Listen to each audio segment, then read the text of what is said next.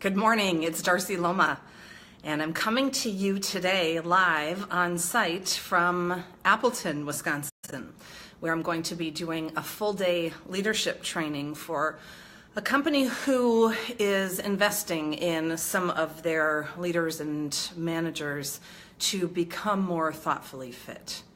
And I'm really happy to be here today. I had told my social media team that I was going to skip today because I need to go down to present all day. And they said, well, why don't you just hop on live and let them know what you're going to be working on and provide a short message. So that's what I'm doing today. And when I started to create Thoughtfully Fit, what I did is categorized all of the clients I've been working with, hundreds of clients over the years, and what did I hear over and over and over again that gets in the way of their happiness, success, inner calm, life fulfillment. And after doing, hundreds of recordings, looking at case studies of clients and teams and individuals and executives that I've worked with, I found there are 6 main themes. And those 6 themes are the 6 practices that became Thoughtfully Fit. And that's what I'm going to be working on today with this company, is helping them to self-assess which of these themes are the biggest obstacles for them, and then how to overcome it so that they can increase their impact. And what I started, so one of the practices is stillness. And almost every single client I work with, whether they're a life coaching client or executive coaching or leadership coaching, talks about how I'm just so overwhelmed. I can't keep up. I can't think straight. I can't be strategic and innovative and creative. I'm just so busy. And that is the basis for the first Thoughtfully Fit practice, which is stillness.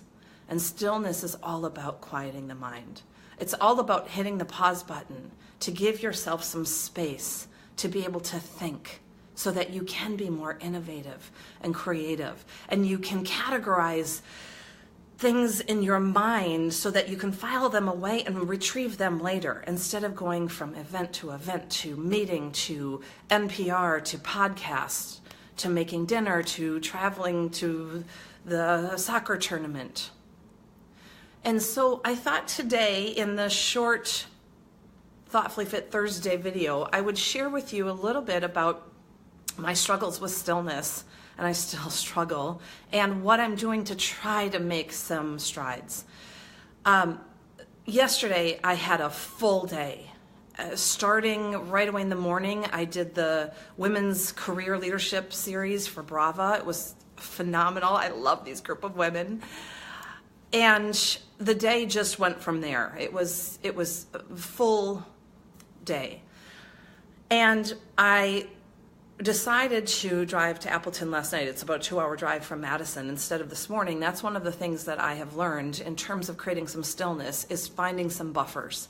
And I know that what I used to do, and packing it so tight, is I would have left this morning at 4 or 5 in the morning to drive up here. And I would have been nervous about getting a flat tire or a train or traffic. And so one of the things that I do now is I try to create buffers in my day.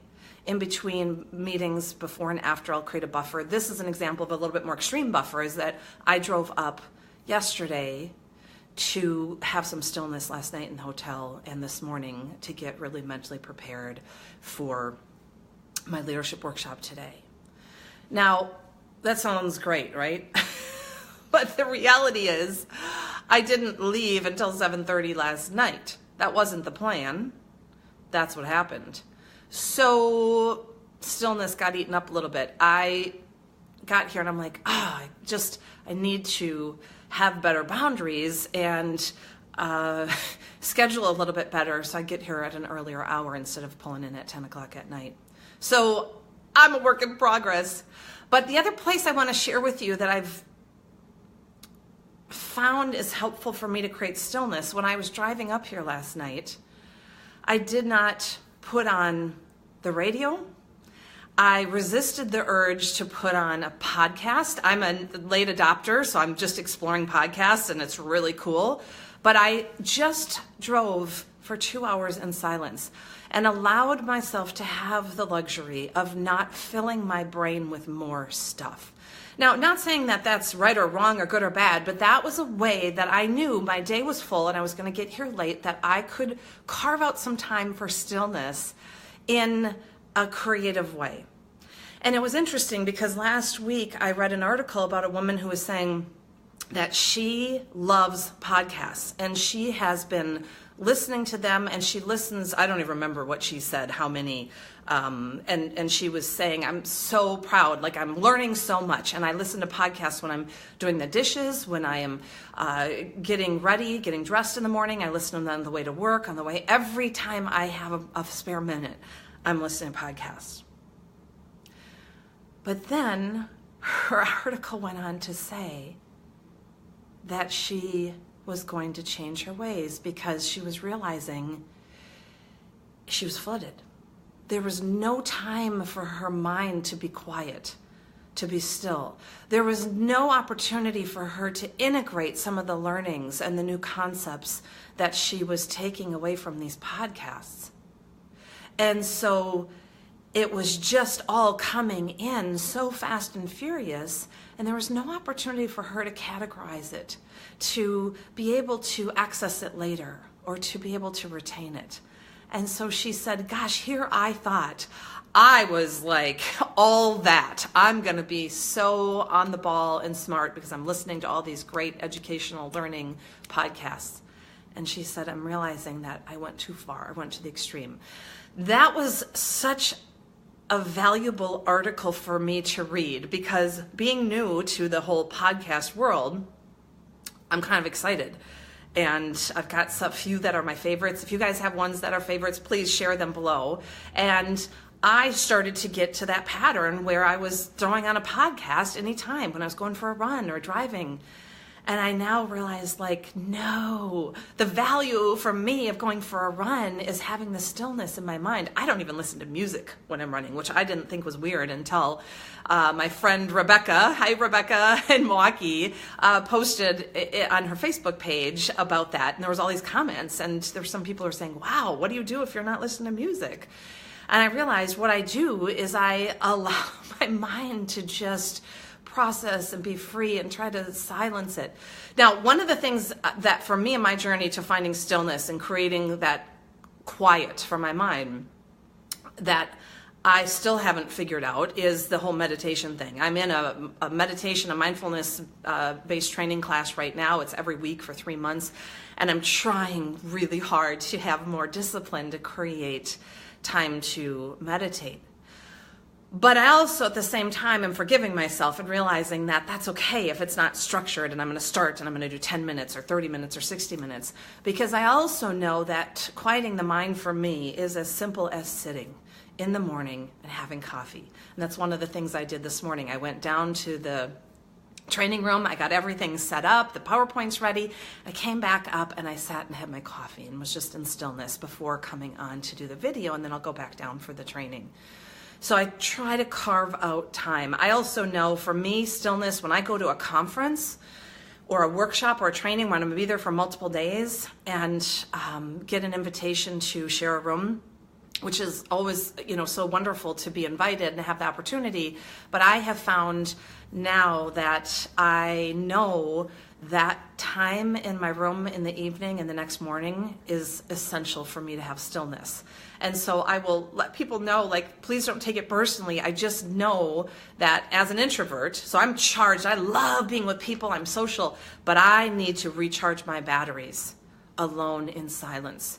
So I know that for me, having my own room when I go away to a conference or training is essential. So otherwise I know myself. I'll be chit-chatting the whole night and talking and won't, go to bed on time. And so that's a lesson I've learned. And it's a boundary that I have finally found the courage to set. And I used to not have the courage. I say courage because somebody would ask me, hey, do you want to room together? We can split the cost. It'll be a lot cheaper. And I think, oh, yeah, I need to do that because it'll be cheaper for me. And then also, like, I don't want them to feel bad and not have a roommate. Well, what I have found is, there's nothing special about me. There's all sorts of other people attending the conference. And when I say, I am so sorry, I've just learned that I need to have that time to recharge. So I'm going to get a room myself, and I'm like, oh, no problem. I can ask Tina or Susan or somebody else. And I've never had pushback or somebody being angry or taking it personally when I'm authentic and say that this is really what I need.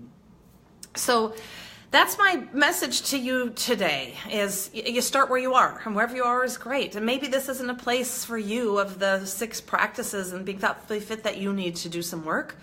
And then it's not the place you need to do some work. For me, it's probably still incredibly amazing that it's still the place I need to do some work. And having said that, I guess I will celebrate the fact that 5 years ago, 10, 15, 20, anything prior, not only did I not have stillness, I didn't even see the value in it. I thought, why would you want that? Then you're just lazy.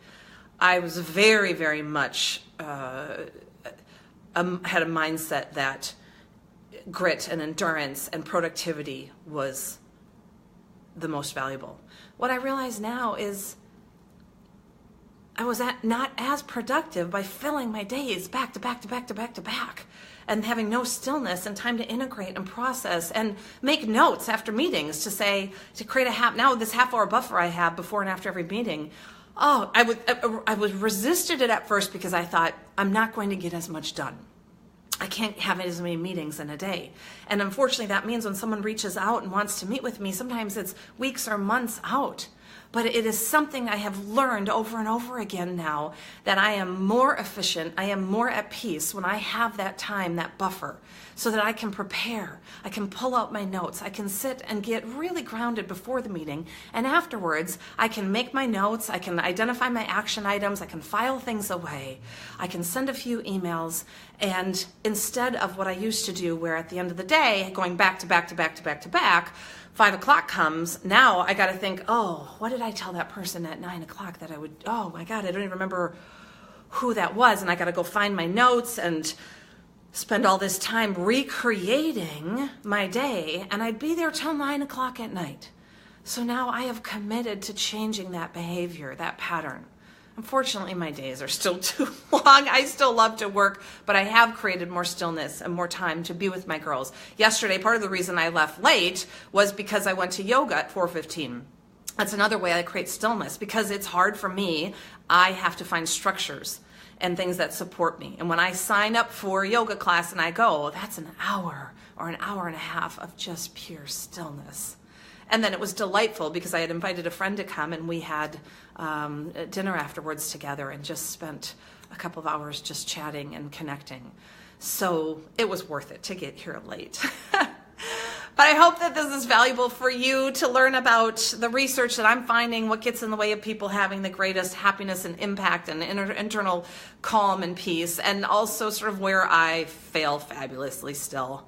We're on this journey together, so I thank you for joining me to be on the journey. If you have other comments or thoughts about where you create stillness or where you get stuck, jot them down below and share. Send me an email. I love the emails I get after I do these videos of people internalizing and thinking about it. So this week, I wish you stillness.